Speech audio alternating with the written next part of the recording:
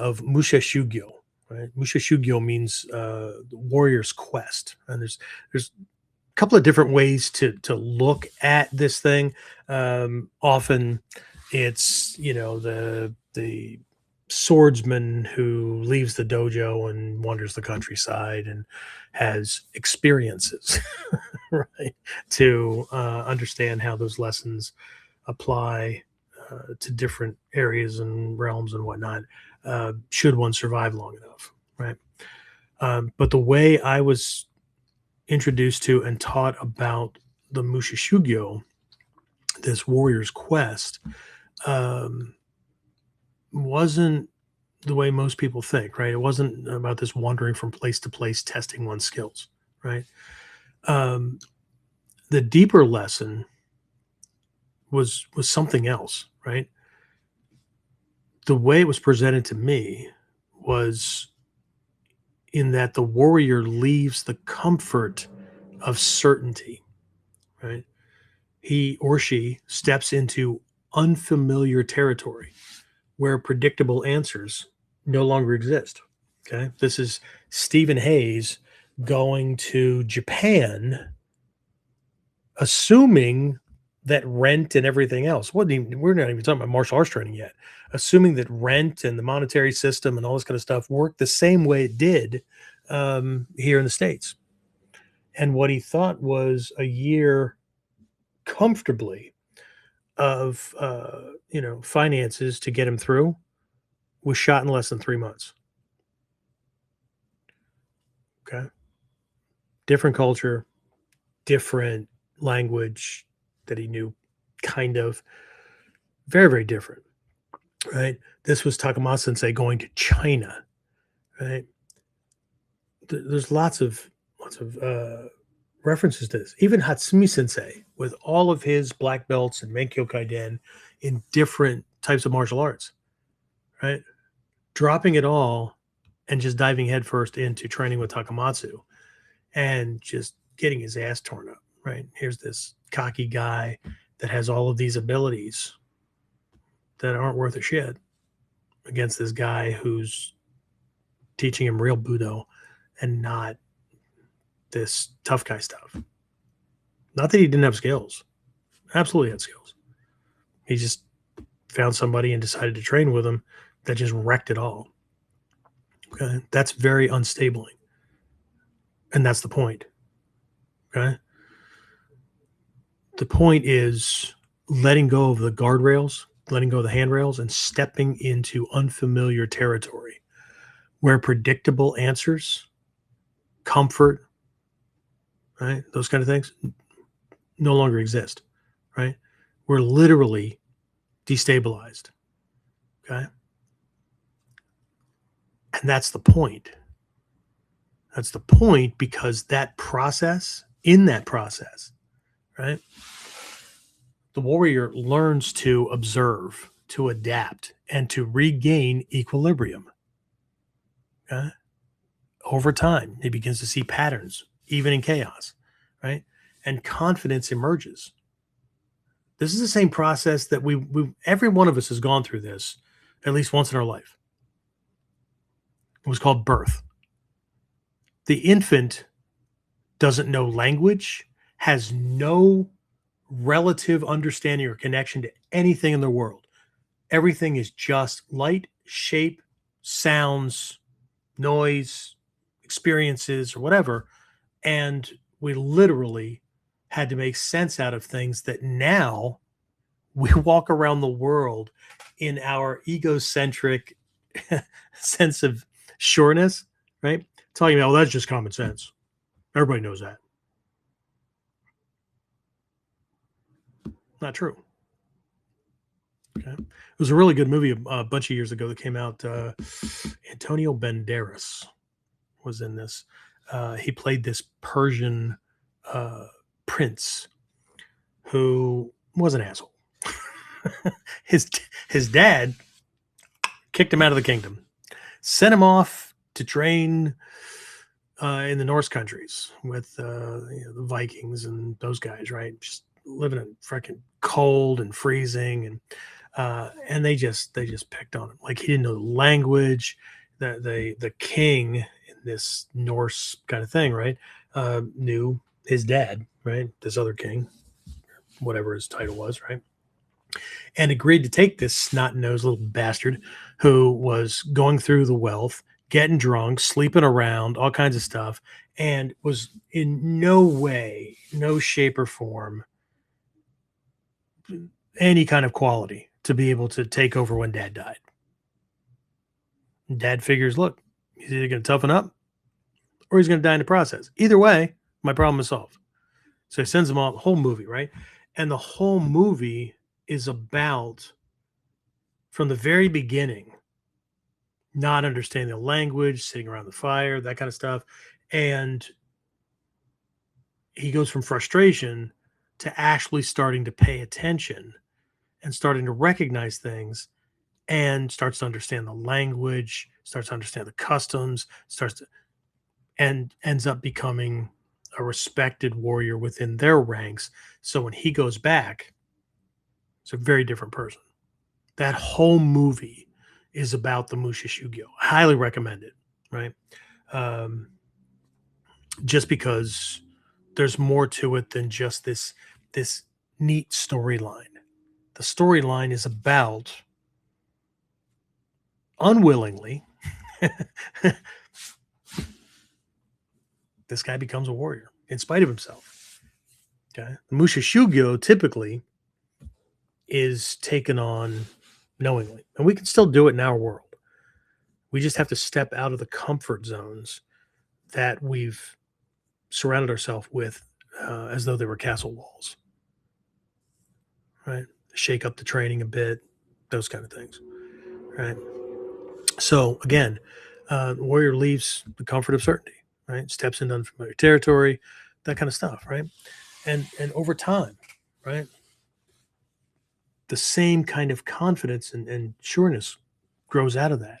Okay, that confidence, right? But not confidence, not the confidence of believing that uh, you always know the answer, right? But the confidence, and this is something that I tell people all the time, right? Um, I think one of my strongest qualities is not knowing everything about this art, knowing everything about conflict. No, it's not about those things.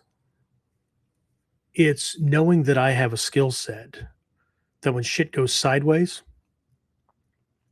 I'll figure it out. Okay. And that's what arises out of this Musha Shugyo, right? The confidence that you can work things out when the path becomes unclear, when things are unpredictable, when things are uncertain, right? When you're not sure if you can make it work out. I have students work on that all the time. As a matter of fact, I have one going to Japan with me, this trip coming up in May, um, and it didn't take him long to flip because he's going through one of the other coaching programs too. But I just think it's in his nature. We just need to uncover it, right? Because culture can culture can brain fuck you more than anybody else that you think is your enemy, right? It's this mass hypnosis of mediocrity. But anyway, he, like many people, said, well, money, time, whatever, And I said, what's a great motivator? Just decide you're going. And then now you're forced to figure it out. And sure enough, right, it's one of the reasons why we have a non-refundable deposit. Okay. As long as people think they have an out, or as long as they're comfortable, right? Most people do not have the impetus in their lives, not the desire. They don't have the impetus, right? The input, right? The conditions that are historical past masters and those families had way back on, in the Iga and Koga regions and things like that. Didn't have it. And that is, life was already uncomfortable for them. They lived in a domineering, overtly controlling society, that kind of thing, right? They had to start a fire to boil water, to cook meals, to stay warm, that kind of thing. There were all these skills, right? That people had to have: collect food, forage, hunt. Everybody had to do it. And today, everybody's comfortable. That's why this stuff is a choice. When it's no longer a choice, right? When you have to solve things, then that's when you'll have to learn how to figure it out. But because we have the safety of society, social construct, culture, all that kind of stuff, it's easy to play the blame game. It's easy to fill out some forms and get money and all those kind of things. I'm not saying they're wrong, just saying it's easier. And those easy things don't produce warriors. They produce people that do warrior training and learn warrior stuff. But there's a difference between learning things and becoming something very different. Okay. So this is where the distinction between Ninjutsu and Ninpo becomes important, right? Ninjutsu refers to methods and techniques. Ninpo refers to the deeper way of living and thinking that emerges from the principles, from studying the principles behind those techniques and seeing how they're not just about, you know, deceiving somebody, getting somebody to catch the rope of a Kyoketsu Shoge, hook, dagger, rope kind of thing, right? And then tying him up. It's how do I get somebody? How do I get the attacker, right? To make this move that is to my advantage and not in his best interest. But when he does it, he absolutely believes that he has me. Okay? How do I maintain subtle control throughout areas of my life that most people don't think of as conflict, right? Because they're not ducking punches, but they're having to deal with character attacks and reputational things and just constant stressors and demands for time, effort, energy, money, those kind of things, right? The principles are the same. What they look like are different. Okay. Physical self-defense is one application of that mindset. Okay. Important, absolutely important when needed, but not the center of the art. Okay? The center of the art is how the practitioner moves through life. Observing, adapting, thinking clearly under pressure, right? Thinking more clearly about things. Another good book I'm going to reference, and hopefully, even if it's not in print, should be able to find it in these used places or whatever. It's written by Jack Hoban a long time ago. It's called Ninpo, Living and Thinking as a Warrior. There's a whole section in there, whole chapter on money, finances, right? No, you don't have to be an accountant. No, you don't have to invest or whatever. But he poses like a really interesting question that kind of sets up a dilemma. I've got this much money and I want to do good in the world. Which one does better? Which one does more good? Donating it to a good cause or taking a vacation? I'm not ruining the book, but it's quite the eye opener. The number of people that get helped directly in one over the other and how that happens, that's clarity. That changes everything. Okay. And it's not making a case for doing one thing over doing another. It does make a really good case about which one seems easier, but which one actually creates a win-win-win situation. And you're not just feeling good because you donated something, but you actually got something as a kind of an energy recharge as well. Okay? Still not going to tell you how it all works out, right? I'm alluding to it, but right, we have to remember that um, a lot of us take a lot of things for granted that we were taught by other people, and we hold beliefs about how certain things get done or how you respond to certain things. Okay, and handling money is one of those things. But the truth is, most of us weren't taught how to handle money or finances or whatever by somebody who had any or a significant amount where it made a difference. And so we were the recipient of lessons and belief systems that had to do with what? The blame game, accusatory things, whatever. Okay? So the center of the art is how the practitioner moves through life. Okay?